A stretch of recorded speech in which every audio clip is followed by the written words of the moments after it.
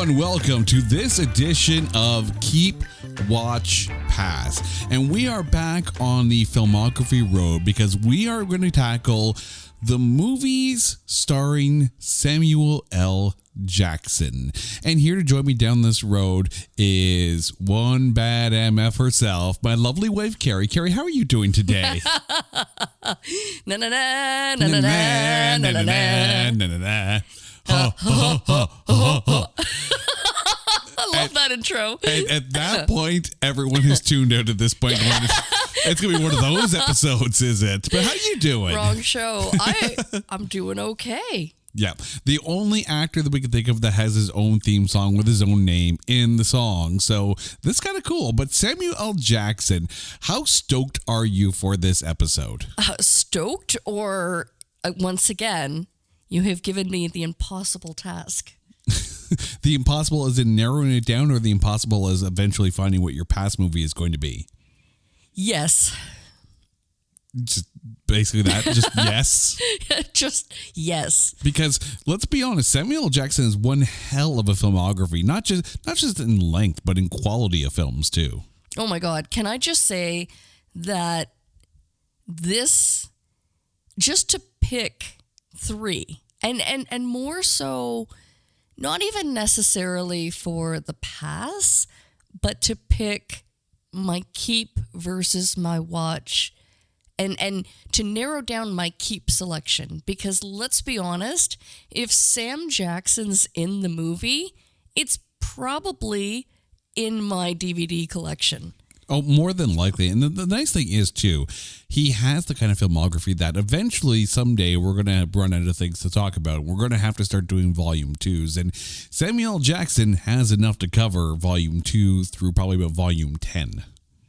Oh, my God. And my full disclaimer on this particular episode, before I even begin, before I make my choices, is that I was very specific I had set forth rules for myself. First of all, I'm not going to talk about any of the Marvel properties because I so can, but just to choose which one out of them would be an impossible task. So I literally started chopping that way. I'm like, I'm not going to touch his performance as Nick Fury. You're not going to unleash the fury. I cannot. Okay. And then I was like, I'm also not going to talk about anything Tarantino. Ooh. Yeah, because then I find that I'm just talking about the same movies Over that I and have over and over again in previous episodes for, other actors. Yeah, you and talking about Tarantino films is like me and trying to wedge in any kind of reference to like Demolition Man. Mm-hmm. Because that happens on a regular basis, or staged, one of the two. Well, and that's the thing. I also, because I could quite easily give him cred for his one episode appearance in Staged. Which, I'm not going to. Holy crap, that's hilarious. Which is brilliant. But we're only talking movies. But not going to. So, with that said, all right. Now you're wondering. I am wondering, but first, let's tell everyone what we're going to do, because we are about to go through the filmography of Samuel L. Jackson and pick 3 movies each: a keep, a watch, and a pass. The keep movie is one that we hold in completely high regard, much like his appearances on Staged. The watch is, hey, you know what? If it's on, I'm happy, it's cool, but I'm not going to go out of my way to watch it. But if it's there, great. And your pass is one that you would actually not buy, not watch, and skip whenever it's on. This is the hard part, isn't it? All right. So, Carrie, I'm going to let you lead the charge. What is your keeper for movies starring Samuel L. Jackson? My keeper, of course, once I take out, I don't know, maybe a third of his movies by following my rules that I set forth, my keeper is Trees Lounge. Really? Mm-hmm. Huh. He was in it. Not the main star, but he was in it. No, but it works and it fits because, Trees Lounge is just wonderful. It was very much Steve Buscemi's directorial debut. And, it's just such, it's in my collection. It's such a movie that whenever I watch it, I'm like, yeah, you know what? Not a Hollywood blockbuster hit by any stretch. No. But a very Carrie movie, and has a place in my collection. So that's my keeper. Is it bad that the biggest thing I remember from that movie is the song Trees Lounge by Hayden? Which is amazing. Yeah. By the way, if you haven't had a chance to listen to Hayden yet, do so. Phenomenal Canadian singer-songwriter. And we were actually at his Live at Convocation Hall live CD taping, and such a wonderful performance. Pretty sure the first notes of Trees Lounge, you can hear me lose my ever-loving mind. Yeah. So if you're wondering who that rando scream is in the middle of a Hayden concert, you've met her now. That'd be me. That'd be me. Okay, so Trees Lounge is actually not in my selections at all, but my keep movie is The Negotiator. Ah, okay. Such a good film. Such a good film. And before anyone says anything, yes, I recognize Kevin Spacey is in it. When we talk about films, we only talk about the films and the fictional characters. We really don't give two hoots as to what someone does in real life. We are just talking about the movie as a whole. And this film was a tour de force performance by Samuel L. Jackson in this movie. Like, one of those good character-driven, tense thrillers, and absolutely love the film. I'm just going to put it out right there on Front Street that is my watch movie. I'm not surprised. Like, it's so good. It's in our collection for a reason. And the thing is can we talk about this for a second here? Because, yes, there are some times that actors do things that you don't agree with, or just do absolutely horrible things. Kevin Spacey, of course, is accused of a few horrible things, has not been found guilty in court, but it doesn't look good for him. But the thing is, all of this came out after a lot of these movies came out. And when something like that happens, you find yourself questioning whether you can go back and like those films. And I've always been one to be able to separate the art from the artist, because it's not just Kevin Spacey in this film. There's a lot of really, really good, talented actors and director in this. And I think it's a crime to the art to not be able to separate the art from the artist. Well, I agree with that. I would absolutely never hold Baby Driver accountable because Kevin Spacey was in it. Yeah. Because it's a freaking phenomenal movie. Oh, absolutely. I mean, there's assholes everywhere. Yeah. You know, like, I'm sorry, but and I'm not even going to sit and name, but you cannot damn an entire franchise or a movie, right? Or the other actors in it, for the actions of one. Moving forward, you can sit there and understand why some people get, lose jobs and lose roles or whatever the case may be. But that's on them, and it shouldn't take away from movies that you like. And I think The Negotiator is definitely one of those films where I'll still watch it no matter what, because it's a phenomenal film. I absolutely loved it. Samuel L. Jackson is a major part of that. But since you already now have your watch out there, I guess it goes to me, doesn't it? All right. So I'm going to go with a third film in a franchise. When I say Die Hard with a Vengeance is my watch film. I could give or take Die Hard 2, Die Harder. The one it was okay. It was okay, but it felt like they were kind of rehashing everything you had in the first one. Die Hard with a Vengeance brought a whole new freshness to that franchise, and I loved the balance between Bruce Willis and Samuel L. Jackson. Oh, completely agreed. In fact, you know what? I actually completely forgot about that one. It wasn't even on my radar. Zeus? Your name is Zeus?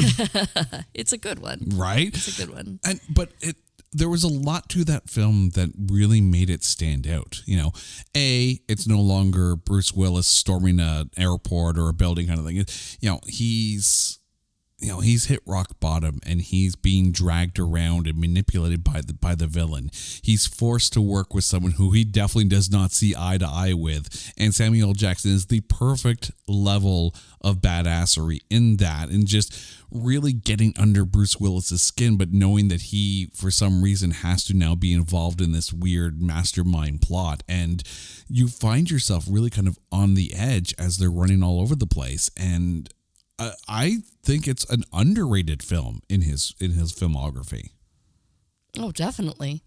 Now that you say that, I feel bad for not choosing it. How dare you? But how dare you not choose it? I stand behind my selections. Oh, as you should too, because again, The Negotiator is a great film. But yeah, Die Hard with a Vengeance for me is my watch. But now I feel like we've kind of did a speed run through this, because now we're on to your pass, which was a tough one. It was, but I don't know. Do I go first? This is my go. I just dropped 2 films, and one of them was yours as well. So I yeah, know. I know. Go with your pass. I hate to be so negative. And you're probably going to, point out reasons why this film was a beautiful piece of artwork. But I chose Black Snake Moan, and because it was hard to watch. It was, beautifully done by the actors, right? They did an excellent job of making it hard to watch, but it was hard to watch.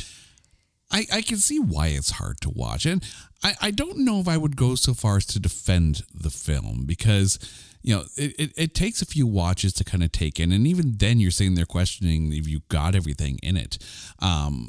I think it was a good performance by Samuel L. Jackson. I thought it was a phenomenal performance by Christina Ricci. Fantastic, yeah. So much so that I think it was because it was, the subject matter was just so hard to digest that you just, I don't know. I would take a pass if it were on TV.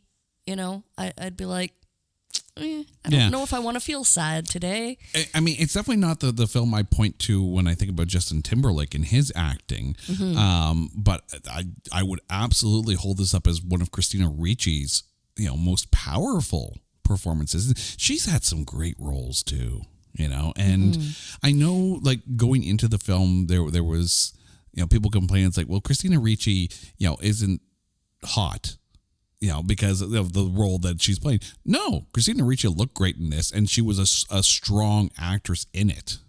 And the dedication too. Mm-hmm. When I was just reading and researching a little bit onto the movie, because it's been a while since I've watched it. Again, it's not my go-to. The intensity that she put forth on this role.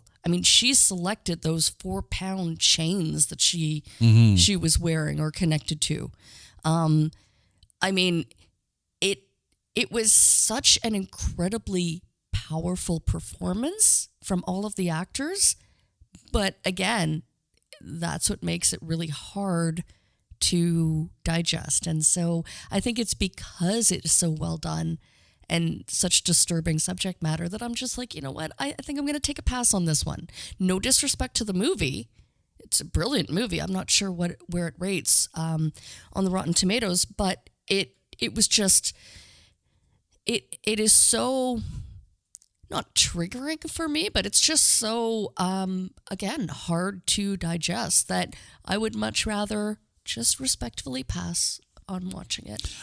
I get that. And by the way, it actually has a 66% Rotten Tomatoes score. So we would not actually be talking about this on It's Not That Bad. Well, there you go. And why would you want to watch something that makes you sad? Most dramas, most indie thought piece movies kind of thing. Listen to any Tool album, there's a history of that. But the thing is that with this film, not only do you have proof positive that Christina Ricci is a phenomenal actress, but you have the most memeable face of Samuel L. Jackson. Just, you could almost see like the, star stares mother because he has that look in this film. He has perfected the art of staring mother, and this film proves it. It's so true. Not my pass though. It would Black Snake Moan wouldn't be my keep, and I don't even know it would be my watch. But it's not a pass for me. But my pass is actually 1408. This was based on a Stephen King story, also starring John Cusack, and it's one of those trippy things where John Cusack is holed up in this hotel room, but the hotel room is haunted and he can't get out. And Samuel L. Jackson is this, I guess, concierge with the hotel, and it plays like the metaphysical angle, and it never connected with me. And I don't know if it's because I'm not the biggest Stephen King fan, but it just did nothing for me. I literally want to go back and give that a rewatch because I had completely, again, a movie that wasn't on my radar. But I mean, I would be willing to give it a go. I mean, it sounds incredible actors. I love John Cusack. Oh yeah, John Cusack, Samuel L. Jackson, Tony Shalhoub, Mary McCormick. Like, it's got a good cast, but it really just, and the funny thing is, on Rotten Tomatoes, it's got an 80% score, and it did nothing for me. So the hotel is haunted, or the room that he's in is haunted? The specific room is haunted. And did he lock himself in, or did he get trapped? No, he locked himself in because he was going to write the story, I guess, about this room kind of thing. And yeah, like, he's basically researching his next book by staying in this room, and then the room takes over. Ooh, okay. Yep. I mean, it's an interesting plot, but and again, I'm not the biggest horror fan. I don't go out of my way to watch psychological type horror type films or whatever. And when it comes to Stephen King properties turned into movies, I find them to be rather hit or miss. And 1408 just was kind of a swing and a miss for me. And then again, it's probably just me and my personal preferences, but it's my show, so it, I'm going to say what I want. 1408 did not do anything for me. And on that note, I just have to point out, of all of Sam Jackson's most quotable movies, I think one of my favorites was his role as Frozone in The Incredibles with my super suit. Honey, where's my super suit? I absolutely love when Sam Jackson voices any cartoon property. And I was reminded in scrolling through his IMDb that he did the voice in Turbo as well. And oh my God, like, whenever, or there was also that Kung Fu movie where he goes, father, brother, mother, sister, brother. It's like...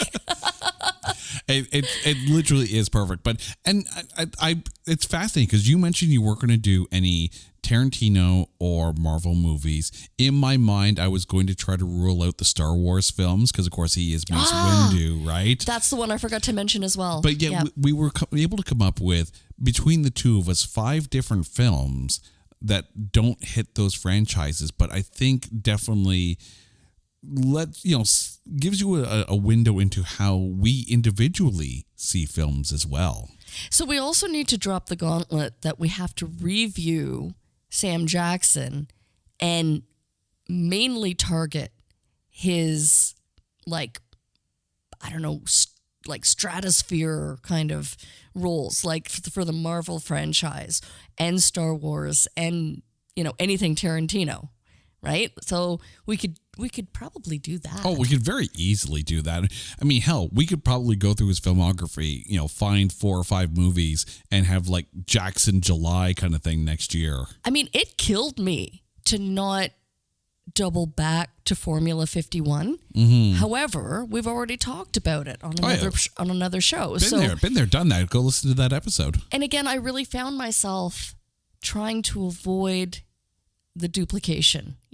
I could have quite easily passed on, dare I say it? I could have quite easily passed on a Tarantino property. And I know it's not the one. You know which one I'm talking about. But I I chose to just completely avoid anything. But see, I already passed on Jackie Brown in our films directed by Quentin Tarantino. And I disagree. I know you disagree. I almost broke your heart on that one. I cried a little. A little bit on the inside, not on the outside. You should have seen her afterwards. Oh, no, there were tears. We want to know, though, what movies from Samuel L. Jackson's filmography would be your keep, watch, and pass? Hit us up on social media at Not That Badcast, or go to our website at notthatbadcast.com. Drop us a line, let us know. We absolutely love to hear from you guys. Carrie, thank you so much. For listeners, thank you so much. This is Keep, Watch, Pass. Until next time, everyone, take care.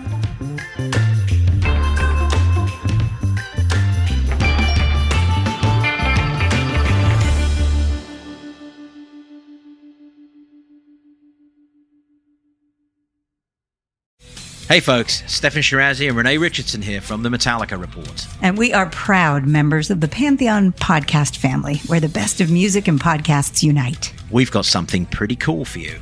We're giving away an exclusive Metallica merch package worth over $250. That's a whole lot of Scary Guys, Skulls, M72, and other sought-after Metallica swag.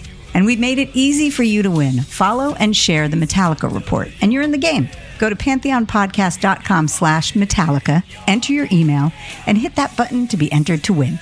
And just like that, you're eligible for our monthly exclusive Metallica merch package. And guess what, rockers? You can enter every month, so just do it. And while we love our global brothers and sisters, the lawyers won't let us ship outside the U.S.